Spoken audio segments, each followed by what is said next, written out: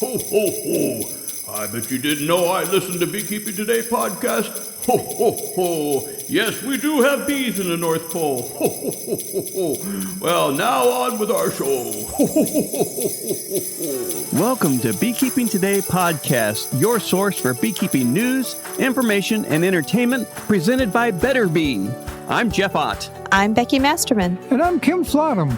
Today's sponsor is Global Patties. They're a family-operated business that manufactures protein supplement patties for honeybees. It's a good time to think about honeybee nutrition.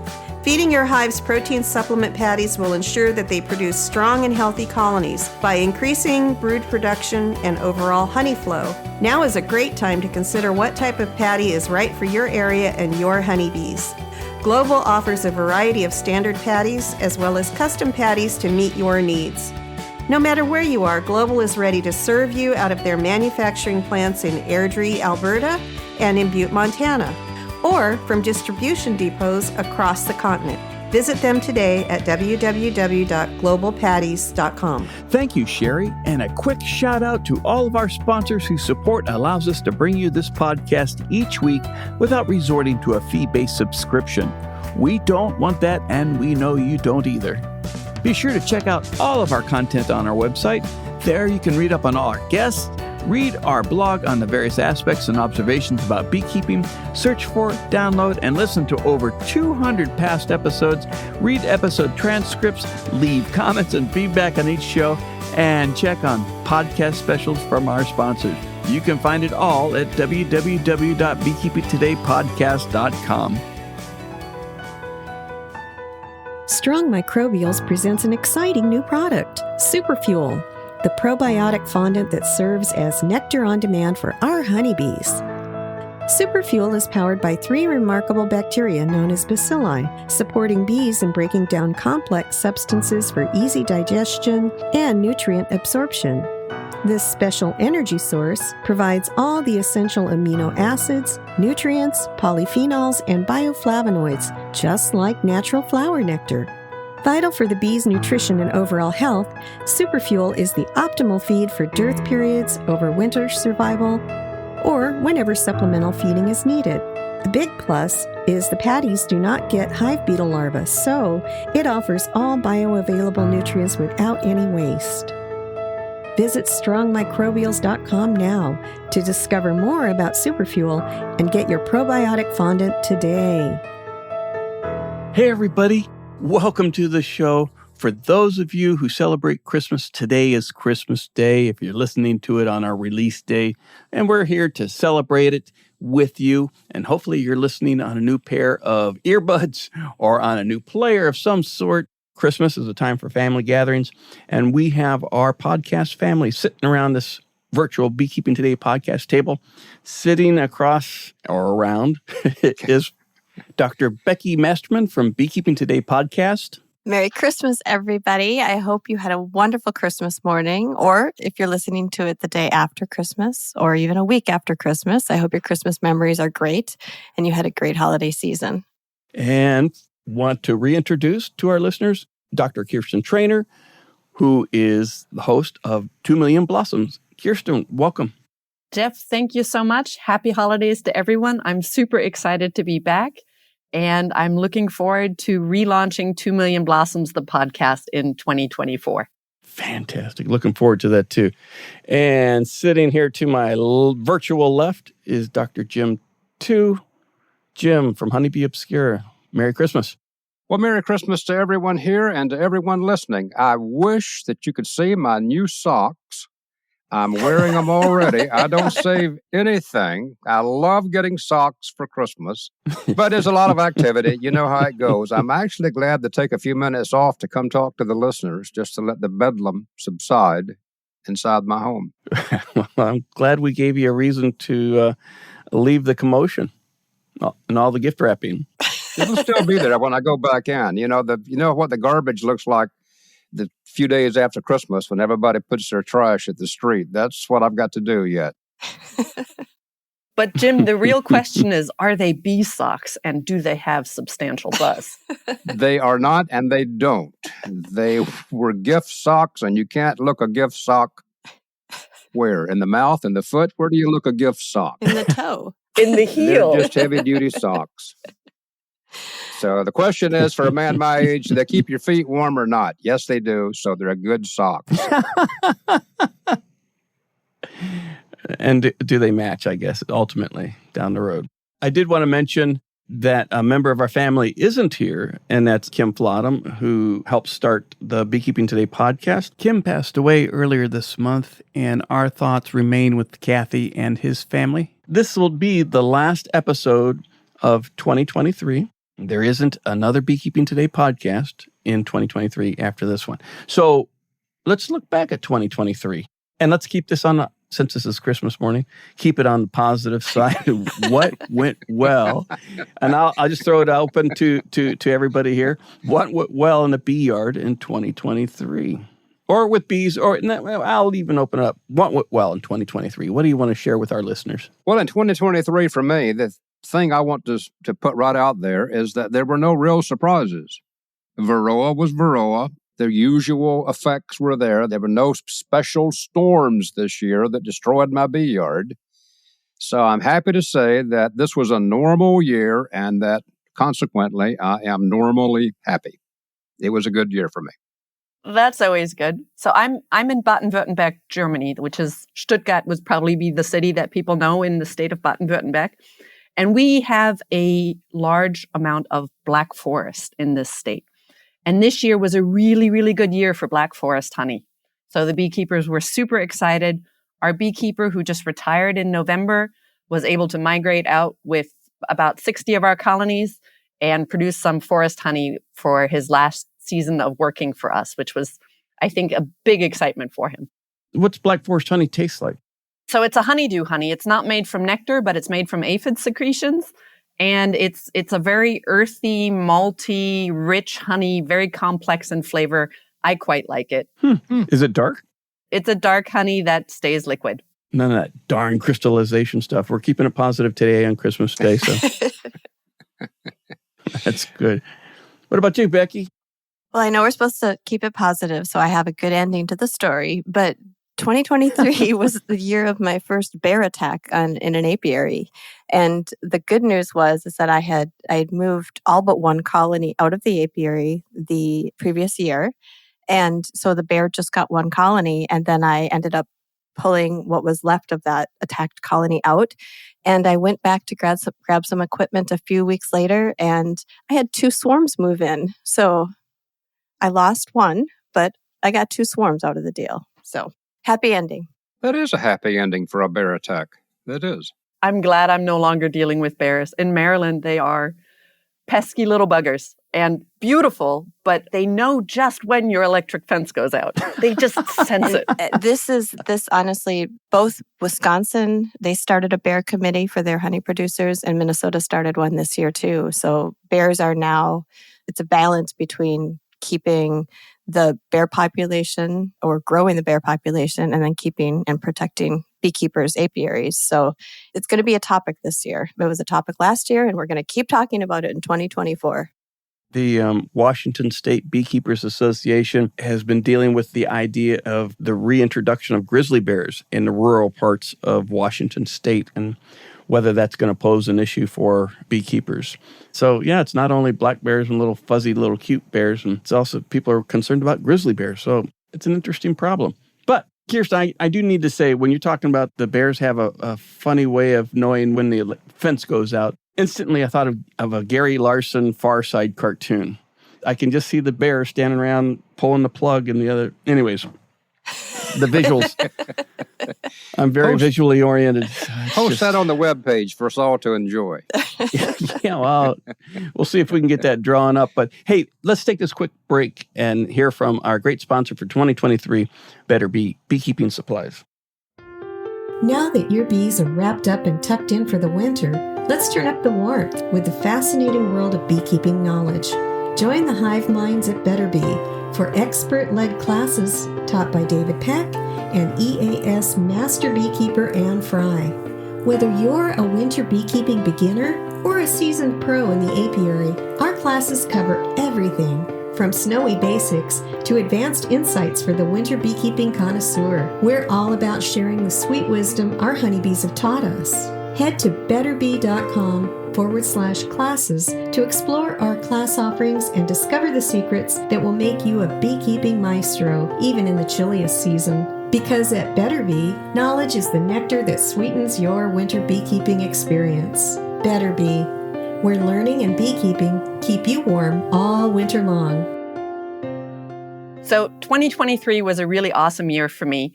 We found out in October we had been invited to the Carl Zeiss Foundation wildcard grant application. So they invited 11 different groups to present their research.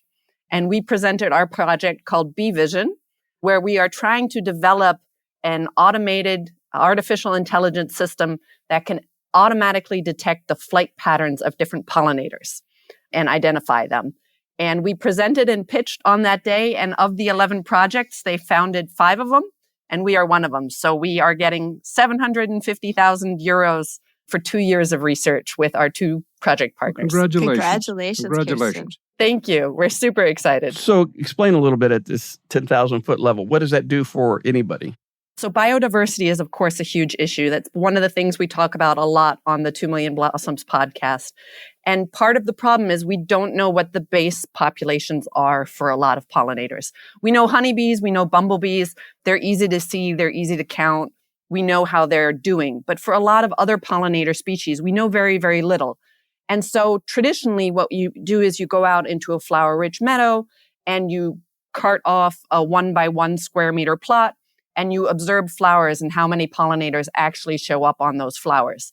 This is very, very time consuming, and it requires entomologists who are well-versed and can identify the difference between a honeybee, a bumblebee, and an osmia, and a butterfly.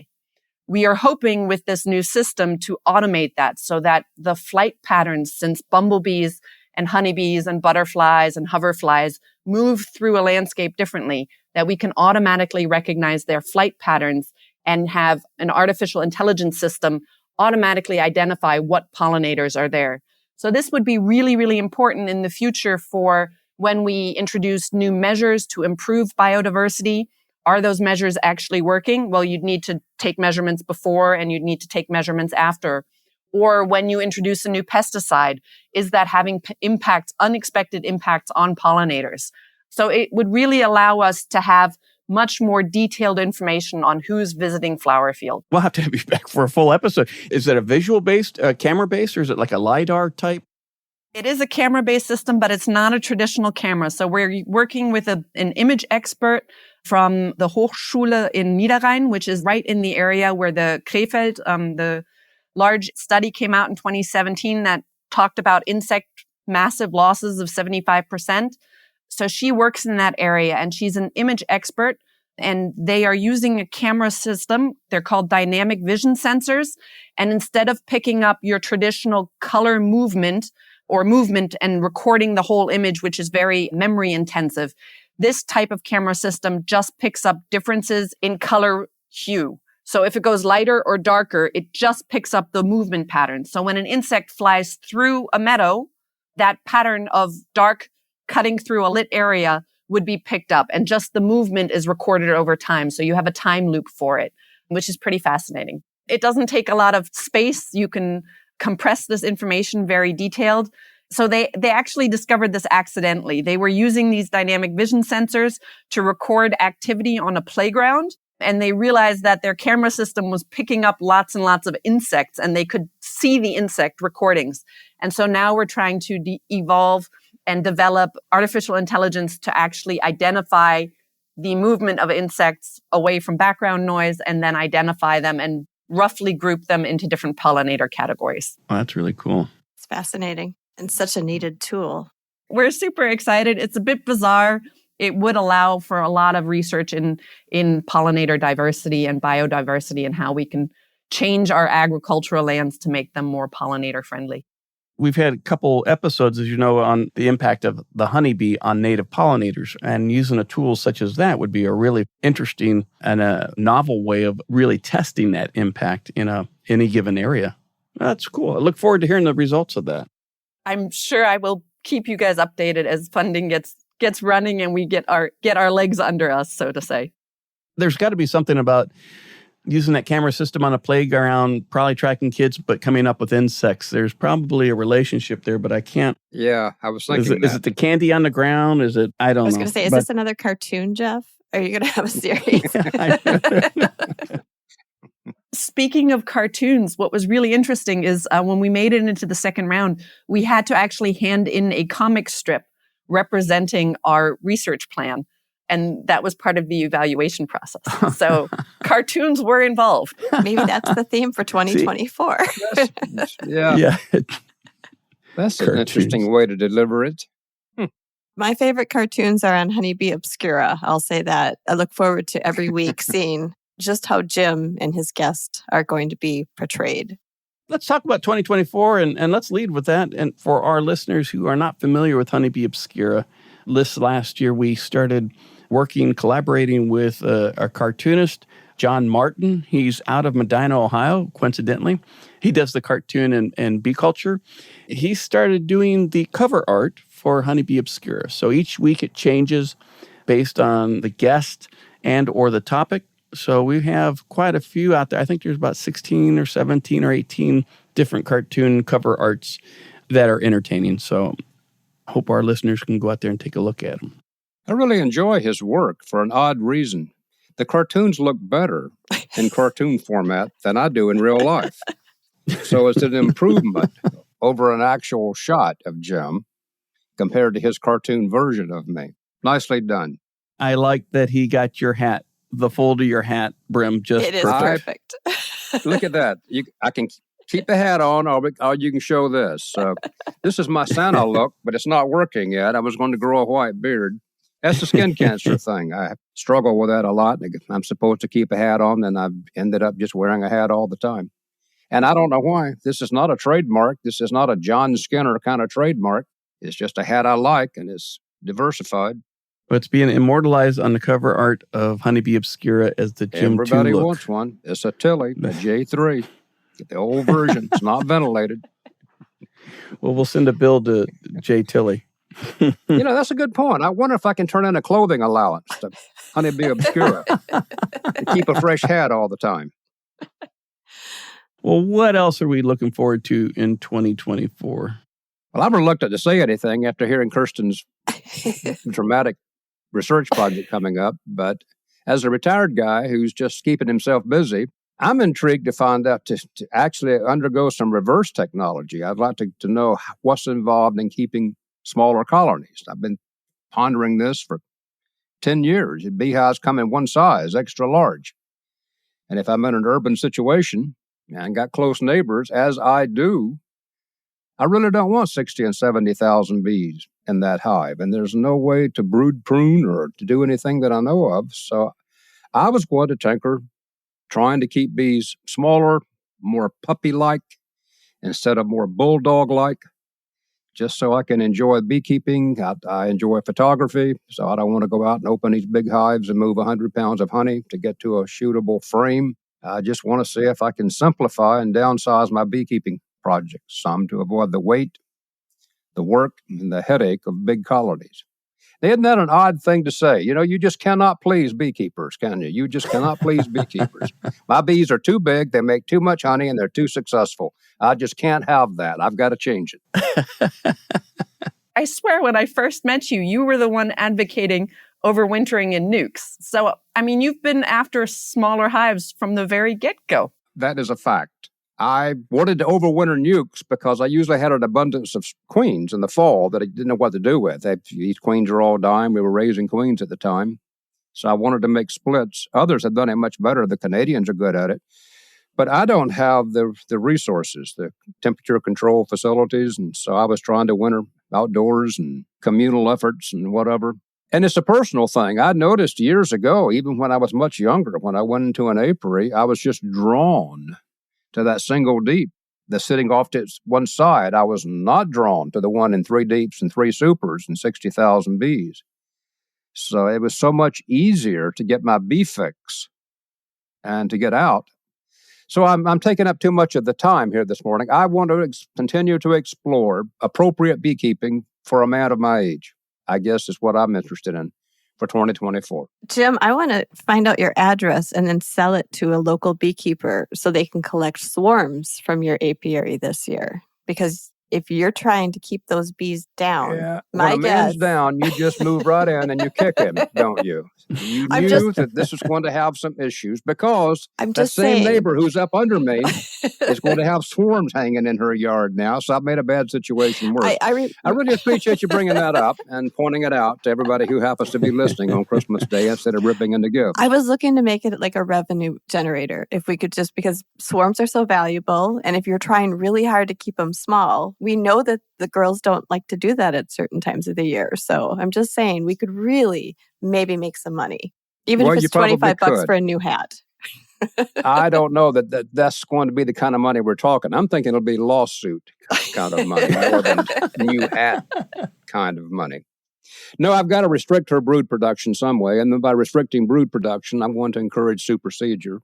So I think it'll keep me busy. And Kirsten's right. I've been tinkering with this for decades. And maybe you need to take a tip from the Italians and start doing brood breaks where you cage your queen in the summer. Yep. Would love to go into it, but this is not that kind of discussion.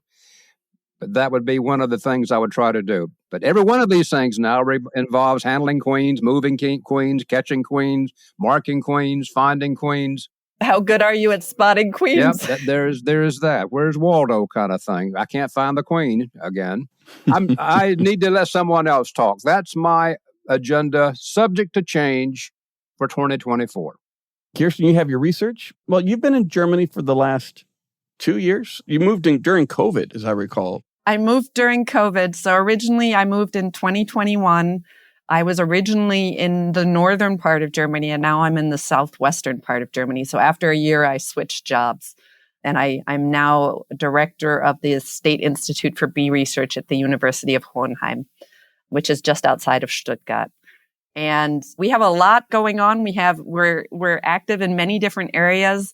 Our number of PhD students is rapidly expanding. I hope I can keep that all under one hat.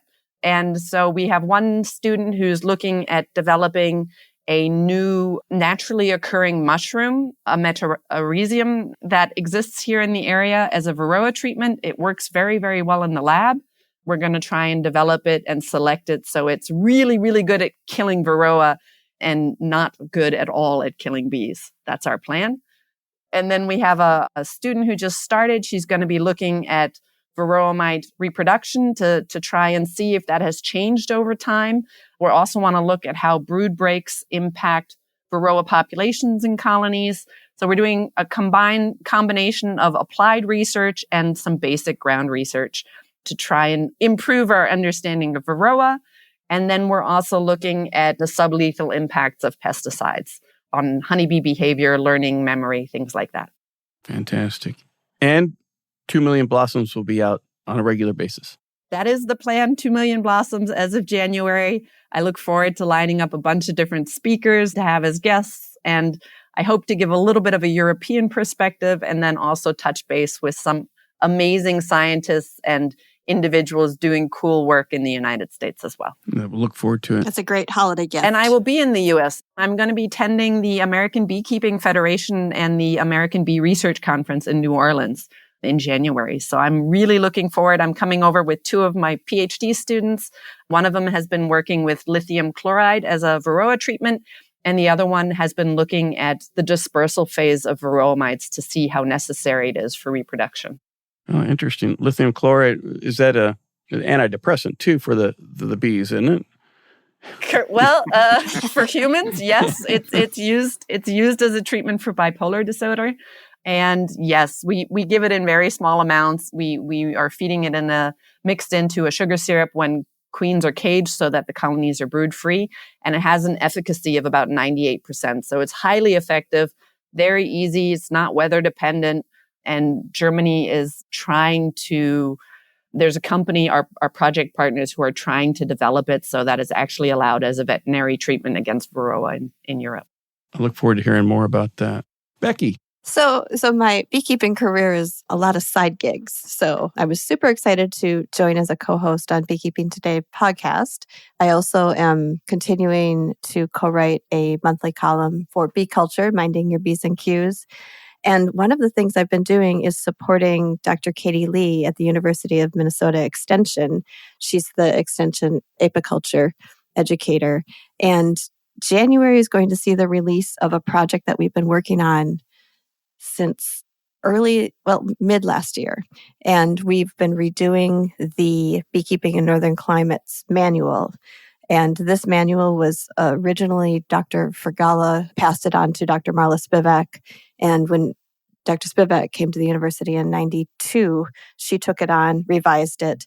And there have been a few revisions throughout the years, but this is a big, big revision. And we have been putting our hearts and souls into it, staying up late and editing, finding the right pictures. And so January sees the release of this, and we're really excited about that. And then in February, the students get to take their first class with the new manual. So I'm looking forward to that, definitely. We got the screens up here and we can see everybody. And I'm suddenly realizing that of the four of us, 3 of you have PhDs in entomology. I am honored to be and work with all 3 of you on these podcasts in 2023, before that, and looking forward to 2024. It's an exciting time. I think working together, we can provide our listeners with great up-to-date information, the latest events in beekeeping and in the research and personalities and even techniques. So I'm honored to be working with you guys in 2024, and thank you for 2023.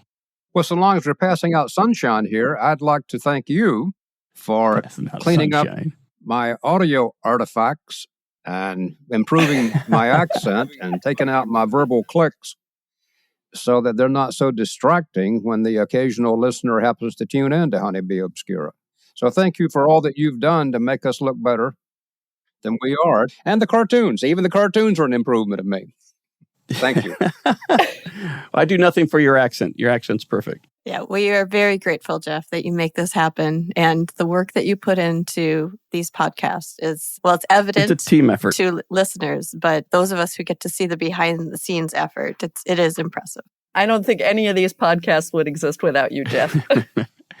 Well, thank you. Again, it's for the listeners, and I'm happy to help share the information and all the beekeeping background and data that you all provide our listeners. So, Merry Christmas to every one of you. I'm looking forward to 2024, and to our listeners especially, and our sponsors. Thank you for a wonderful 2023, and Merry Christmas to everybody. Same to you. Thanks a lot for setting this up today, Jeff, making it happen across multiple time zones. Looking forward to the new year. Me too. It should be a blast. And that about wraps it up for this episode. Before we go, I want to encourage our listeners to rate us 5 stars on Apple Podcasts or wherever you download and stream the show. Even better, write a review and let other beekeepers looking for a new podcast know what you like. You can get there directly from our website by clicking on the reviews along the top of any web page. We want to thank our regular episode sponsors, Global Patties, Strong Microbials, and especially Better Bee for their longtime support of this podcast. Thanks to Northern Bee Books for their generous support. Finally, and most importantly, we want to thank you, the Beekeeping Today podcast listener, for joining us on this show. Feel free to leave us questions or comments at Leave a Comment section under each episode on the website. We'd love to hear from you. Thanks a lot, everybody. Ho, ho, ho!